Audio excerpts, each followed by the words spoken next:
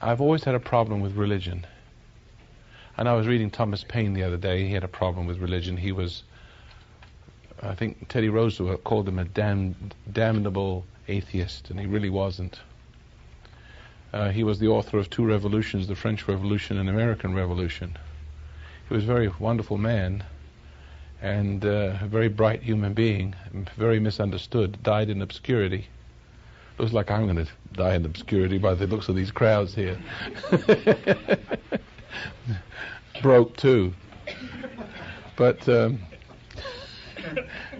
see, Christianity is also lighthearted. We don't have to be somber. Now, children, let us open our Bibles at page 34, chapter 75.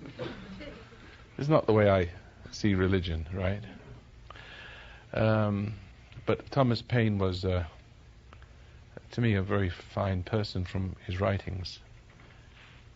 And he saw through the hypocrisy of religion and how it had a hold on people's mind. And the only thing, he said, that held people back, religions, from dominating each other is the diversity of them. There wasn't a sufficient number of one to dominate any. That doesn't mean to say that religions are,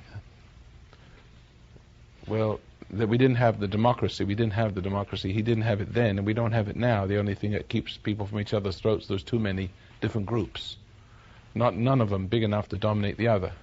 It's kind of a sad commentary when you come to think of it. And so that's what we have. We have an institutions full of people who, to me, as I see them, they look like silly little amateurs. And they are all, appointed by committees, and they go through their various seminaries, and they get their little piece of paper, and therefore that gives them the right to teach and lead people. They're institutional Christians is what they are.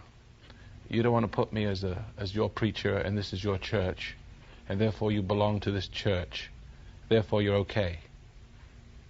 See, this church is, the reason why not many people are here is because this church says you're not okay. And I know you think you are because all the other churches have told you if you believe in Jesus, you're okay. And I have a problem with this sort of belief.